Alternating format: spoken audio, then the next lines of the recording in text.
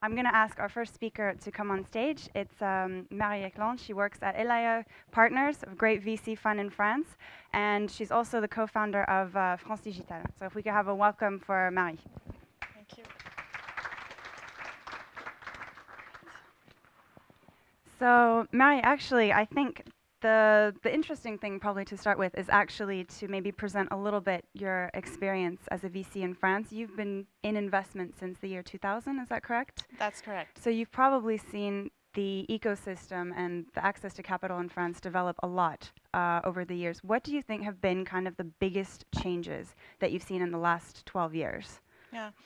So to start with, I think year 2000 was really the entry year for a lot of VCs in the industry. It was a real open door with the bubble. I mean, I started in year 2000, but if I look at a certain number of my colleagues, it's the same thing. So the industry was really opened up, and we got a lot more capital coming in starting year 2000, even if the picture from there has really changed a lot. What I would say is that knowing that there's something that is really important to have in mind is that the VC industry in France has matured a lot. There are some teams here that have been working together for the last 10 years, and the venture capital as a profession is really an experience-based profession. So that means that there's a lot of best practice that was imported from the US that are now totally standard practice in France. And I believe that we are one of the most mature industry in Europe for the venture. So we should keep in mind that the US is really out of range in terms of amount raised and in terms of how I think there's something like I can't remember the number, so I'm going to say something, but it's a huge number of the GBP who is coming from companies that have been VC backed in the US. I mean, Google, Facebook, all these companies that are now the big economical giants in the US have been VC backed. So we're not here yet. There are some that are coming in, but just to keep in mind, there's a lot of, now we have real professionals, we have a level of quality that has really raised. Now, in terms of strategy and teams, there's different things that you have that have been evolving since year 2000. Number one is there was a lot of corporate teams that were started in at that period, like Europat Web, V-Ventures. Every corporate who saw the internet bubble just started its own fund. Problem is that at the end of the bubble, everybody stopped. And as you know, the venture capital industry, I mean, for a fund, it's a 10-year time if you really want to have returns. So basically, they have been a start and stop in year 2000, and all the corporates tried to come in the venture capital industry and just stepped out. And so it was rebuilt on retail funds in France. The FCPI that were launched in '99 by Allègre have been a very important part of the amount of money that was raised in the industry for the past 10 years. And this has been pushed up by the Loi TEPA from Sarkozy in 2008. So there's a lot of funds in France that have money coming from retail. And this is very specific, and this means that these type of funds have different constraints than the type of fund we raise, because the tax advantage that the individual have when they subscribe to a fund of this type is counterbalanced by the fact that the fund has to invest very quickly the money back into the economy. So this means that 60% of the fund have to be invested in 16 months within private companies. So this is very different from a fund like me, where I have a 4 to 5 year investment period. So we're very selective. We can, but it's the normal thing about the state want the money to be put back in the ecosystem. So what I mean is that these type of fund invest in more mature companies. And tell me what kinds of companies you guys have invested in. I know your fund has actually become a bit more early stage recently. So exactly. So another trend is that team become focused on one particular sector. So we have always been investing only on digital economy, but there's a certain numbers of team like Sofinova or Origa, Ventec, all these type of teams were investing also in life science, in digital economy, in clean tech. It was very, very large.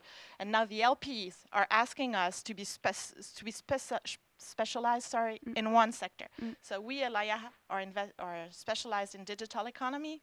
And there's something else, is that it's very difficult to raise venture money today, especially in Europe, where it's difficult anywhere in the world. But in Europe, you also have the euro risk, meaning that, for example, all the US LPs are really afraid of that and do not want to put the money inside Europe on top of the venture problem. And is this manifesting itself? Are there a lot of funds that don't have money There's anymore? a lot of funds that don't have money, and the amount of public money inside the fund have been moving up from 35% 3 years ago to 60%.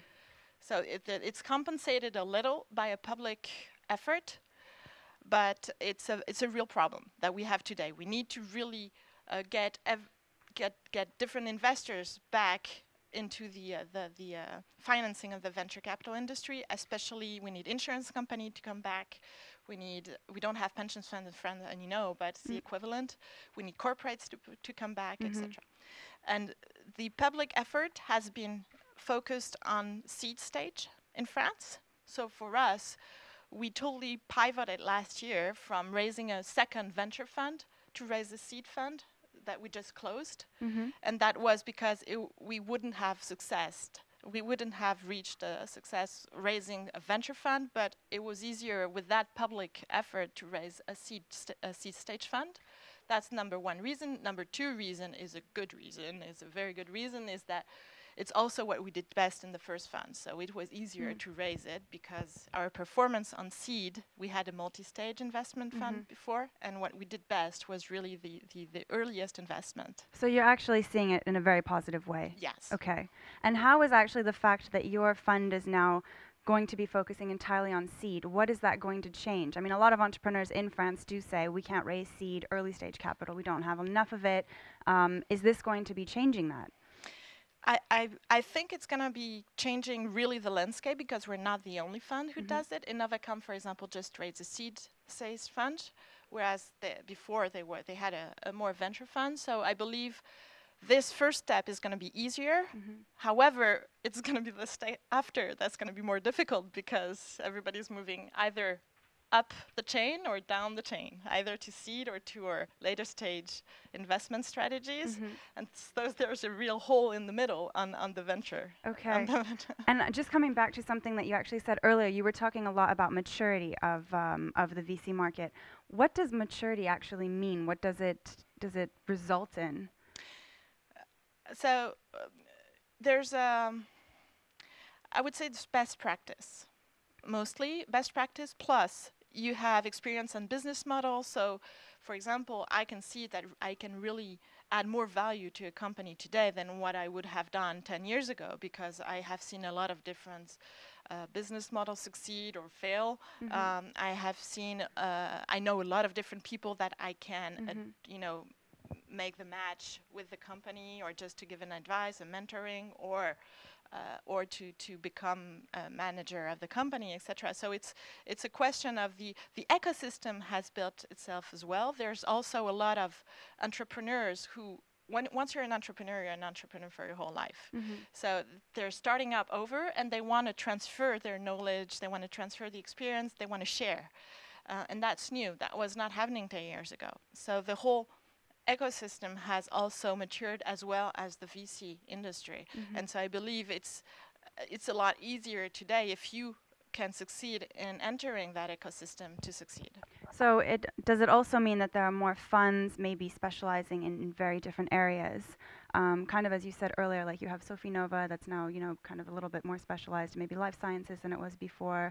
Some funds are doing strictly early stage. Is this a sign of market maturity? Are there other signs of market maturity as well? Oh, good question. I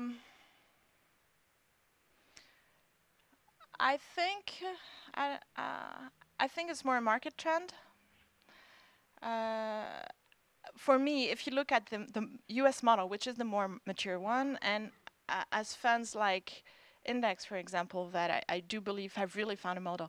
For us, as a company, we have an issue in being specialized in only one kind of fund, is that every 3 years we need to raise a new fund or we're dead, basically. And that's not a good business model. I can tell you. So I can understand. So you need to have a different type of products that you sell to your clients in order not to have, you know, that very strong threat on your shoulders every 3 years. Okay. So if you look at Index, they have different type of funds, and that are, it's always on digital. Like, no, they are doing life science as well, but they're raising a new fund every year, every 6 months, and basically they're returning the money to their LPs. The amount they're returning every year is the amount they raise. Okay. So it's money coming in, money coming out. That's a mature team. And how is this impacting the local entrepreneurs in France? Is this meaning that we have more startups that are getting more access to funding than they were before? Does this change something for them? Yes. There's also something, I think, in general in France, the entrepreneurial culture and the venture capital industry is just not known. So to change really, and in a democratic way, that not only for us, little ecosystem, you know, to really have the country saying, you know, it's an opportunity, you can build your company, you can have access to capital, and to be really something else than just this. It's only 600 million euro invested in company, in private companies every year. That's not very much. So if you really want to put that effort, I think it's going to change. You need to you need to make it known. Whenever I go to incubator or talk to entrepreneurs and explain, you know, what is our business and what it is to have a venture at your capitalist, at your capital, what does it mean? Is it good? Is it bad? It's just a choice that you make because you have ambition for your company, but there are some constraints that come with it. And it's not known. So from my perspective, I think it's going to be really different the day people talk to each other and the day it's integrated into universities, into schools, that you can, instead of going and work for a key account, build your company. And there's way of, and if you want to be innovative and if you want to build a new product, it's going to cost you money, and money you don't have, and the only way to do that is go to venture capital. So if you don't have that state in mind, that is coming through schools, through universities, through research labs, etc., it's not going to change except at our local, very local Parisian ecosystem. That's what I'm saying. And I imagine the majority of companies that you see have already raised some form of capital before they come to you. What is the general trend? Is it love money from friends and family? Is it going to crowdfunding platforms? Is it OZO? How are they doing it? So this has changed in the past 10 years, thanks to TIPA, the loi, and thanks to the fact that there's this new generation of web entrepreneurs that are really playing a role into helping new companies growing up. So before it was really love money and OZO, and now for a greater number of cases, I mean Kima, you know, you see the amount of companies that they're financing. So for a really greater number of them, they also have real business angel money from entrepreneurs or people from the ecosystem that believed in their company and their project, and that they financed them in the first round. So I see the business angeling scene really getting more professionalized and not professionalized, just more web entrepreneurs, people coming from the digital economy industry. I have 3 more questions, and then we'll take a few questions from the audience. I think the first one that I want to ask you, actually, just because you've mentioned Loi TIPA a few times, and now there's a new government in place and things may be shifting around a bit, what changes have actually happened since François Hollande came into office, or what do you think is going to happen? So today everybody is looking at the government kind of afraid because people think there are some good things, that there have been some abuse, some people that were I mean, you can change a little the law, but basically there has been a lot of good things coming out of it because people went through the financing of young companies that are innovative, that are risky. It's risky business. You can lose your whole amount of money, and it's so. And there's been a lot of money coming in. So there's something that we should not destroy. You know, that particular. It's so we should not destroy that positive effect. Now, nothing has been done yet. So it's only, you know, people kind of saying, expecting things to happen. And so I hope the government will understand that today the economy needs to go forward and to renew growth. It needs not only to look at existing companies, because we will not solve the unemployment problems looking only at existing companies. We need also to create new value, or for existing companies to take bets in innovation, in more digitalizing themselves, etc. And so for that, we need investing in businesses.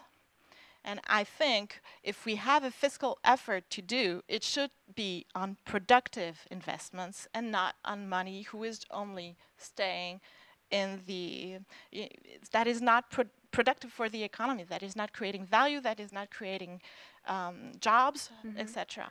So I hope the priorities will be set in the government's mind, and I know there has been a lot of, there has to be efforts from the whole country, but I believe we will not go forward without investing in innovation and especially in digital economy. It's a major growth opportunity that we have, and we have in France the talents to really be successful. We have the infrastructure, and in 5 years' time we can create a lot of value.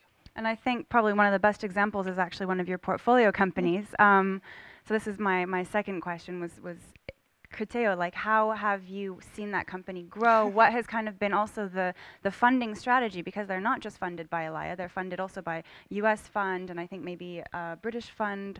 So if you also want to talk about, you know, how is French capital sufficient for a company that wants to be an international, you know, Google or whatever?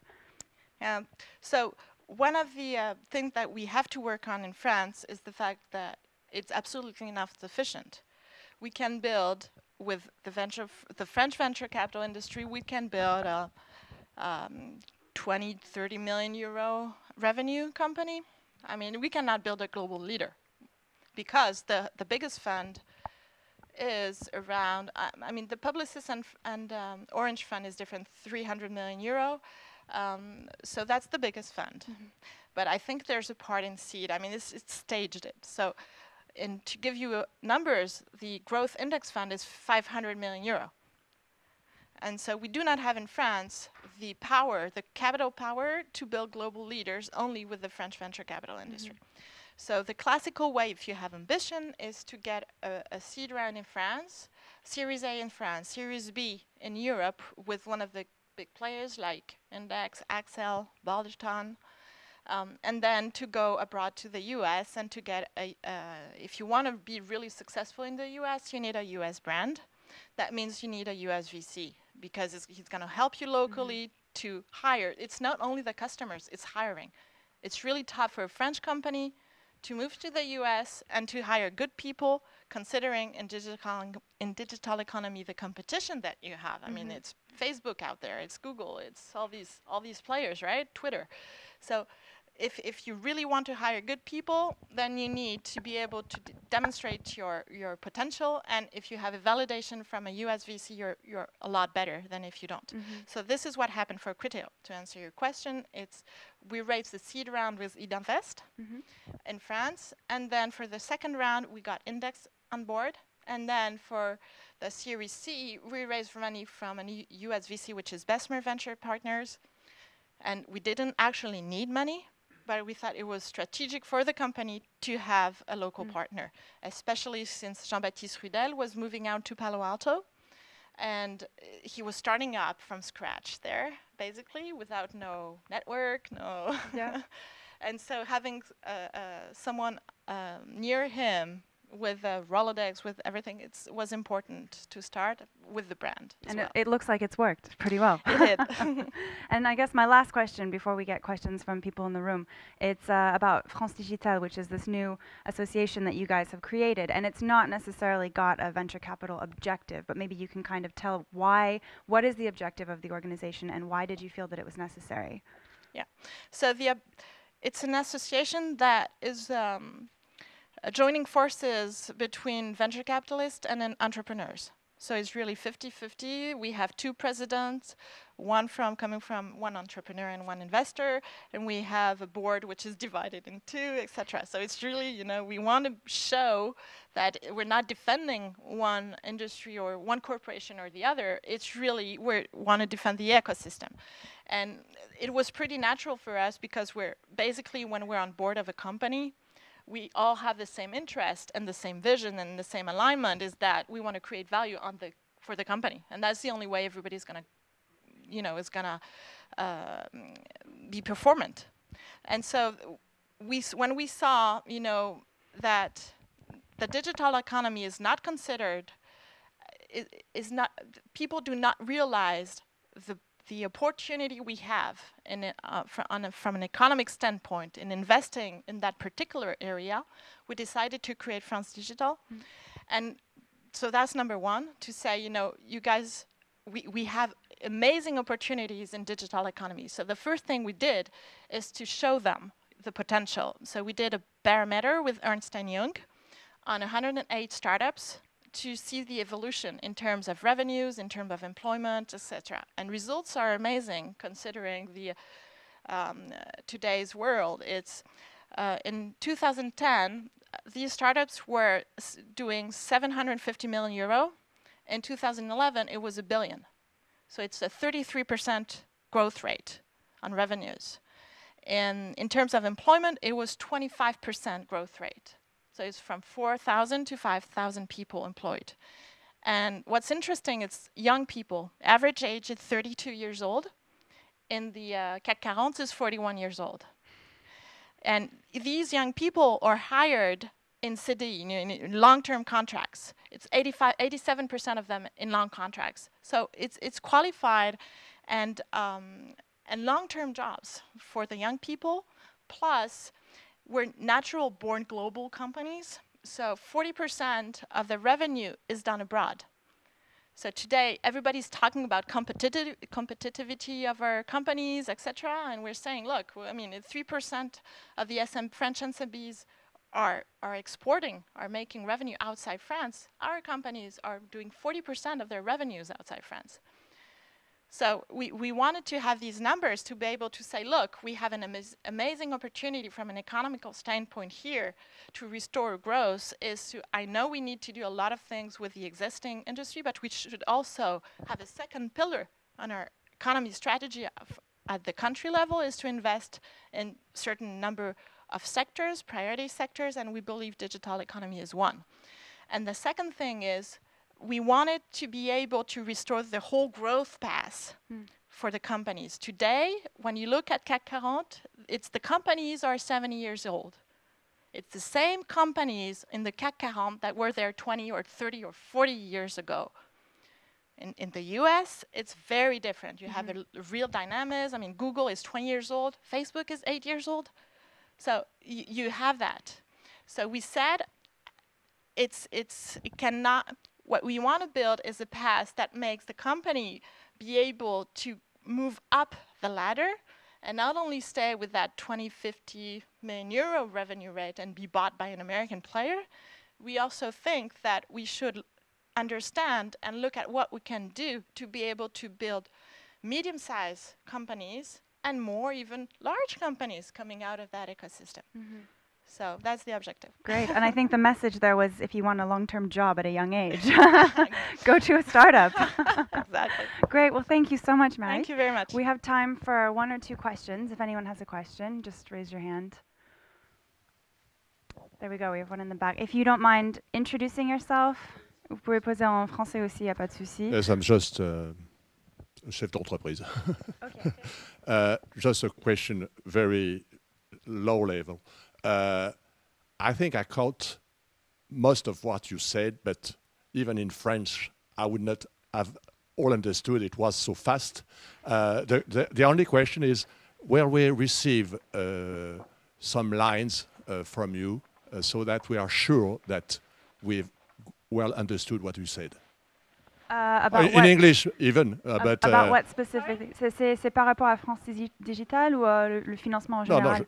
je veux dire en français. Once again in English. Will we receive some lines, some transcripts from you, so that we are sure that we have understood what you said? Yes, there's a brochure being written that's a summary of the event. That was just a question. What I quote was very understandable. Thank you. Est-ce qu'il y a d'autres questions? Même en français, il n'y a pas de souci.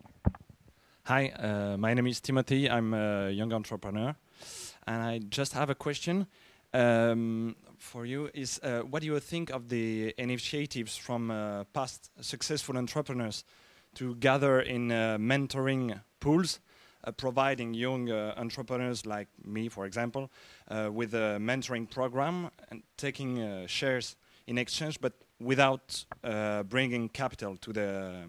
Are you talking about an accelerator program? Not really an accelerator, because this kind of structure often bring a small amount of capital, but there are initiatives such as 50 Partners, which is an emanation from Investir en Direct, which provide young startups with a mentoring program, quite like a 6-month program, but without bringing capital, but taking shares, small share of capital in exchange. What do you think? Do you think it's worth it? I think it depends on the type of mentoring you get and the amount of the capital you give. So if you choose the right mentor and that you make sure that they will really be committed in giving you advice and spending the time and being available for you, and if it's not, too much capital being out of the company and that you feel comfortable with it, you should do it. If you're not comfortable with that, you shouldn't do it.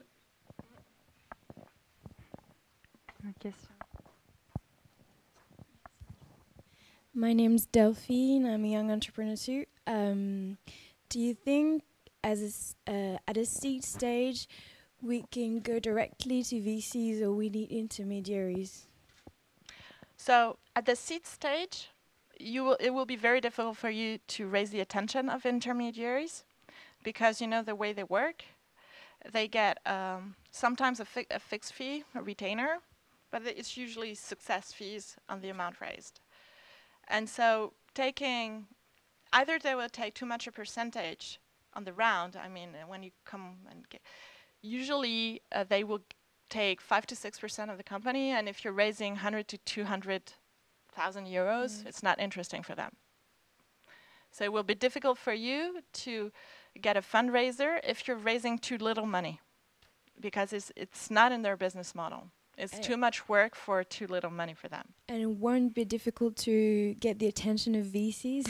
Well, now that my answer would have been different 2 years ago, but I believe there's a lot of structures now with accelerators, Le Camping, or